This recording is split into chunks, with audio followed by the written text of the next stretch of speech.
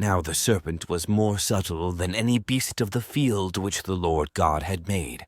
And he said unto the woman, Yea, hath God said, Ye shall not eat of every tree of the garden? And the woman said unto the serpent, We may eat of the fruit of the trees of the garden.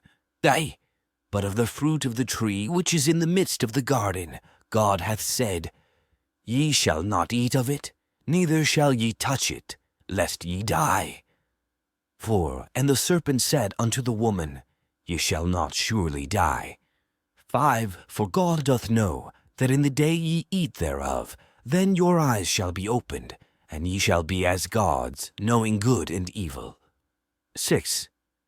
And when the woman saw that the tree was good for food, and that it was pleasant to the eyes, and a tree to be desired to make one wise, she took of the fruit thereof, and did eat, and gave also unto her husband with her, and he did eat. 7. And the eyes of them both were opened, and they knew that they were naked, and they sewed fig leaves together, and made themselves aprons. 8. And they heard the voice of the Lord God walking in the garden in the cool of the day. And Adam and his wife hid themselves from the presence of the Lord God amongst the trees of the garden. 9. And the Lord God called unto Adam, and said unto him, Where art thou? 10. And he said, I heard thy voice in the garden, and I was afraid, because I was naked, and I hid myself. 11. And he said, Who told thee that thou wast naked? Hast thou eaten of the tree, whereof I commanded thee that thou shouldest not eat? 12. And the man said, The woman whom thou gavest to be with me, she gave me of the tree, and I did eat. 13. And the Lord God said unto the woman, What is this that thou hast done?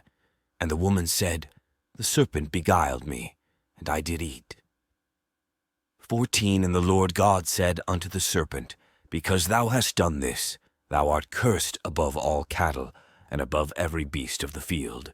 Upon thy belly shalt thou go, and dust shalt thou eat all the days of thy life. 15. And I will put enmity between thee and the woman, and between thy seed and her seed. It shall bruise thy head, and thou shalt bruise his heel. Unto the woman he said, I will greatly multiply thy sorrow and thy conception. In sorrow thou shalt bring forth children, and thy desire shall be to thy husband, and he shall rule over thee. 17. And unto Adam he said, Because thou hast hearkened unto the voice of thy wife, and hast eaten of the tree, of which I commanded thee, saying, Thou shalt not eat of it. Cursed is the ground for thy sake, in sorrow shalt thou eat of it all the days of thy life. Thorns also and thistles shall it bring forth to thee, and thou shalt eat the herb of the field. 19.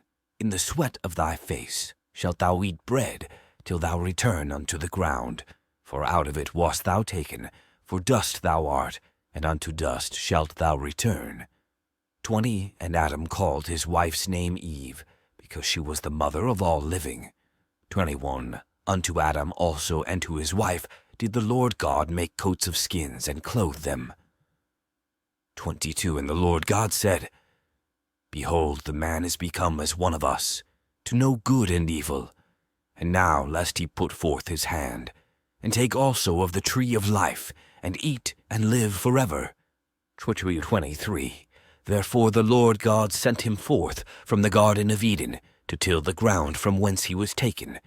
24. So he drove out the man, and he placed at the east of the Garden of Eden cherubims, and a flaming sword which turned every way to keep the way of the tree of life.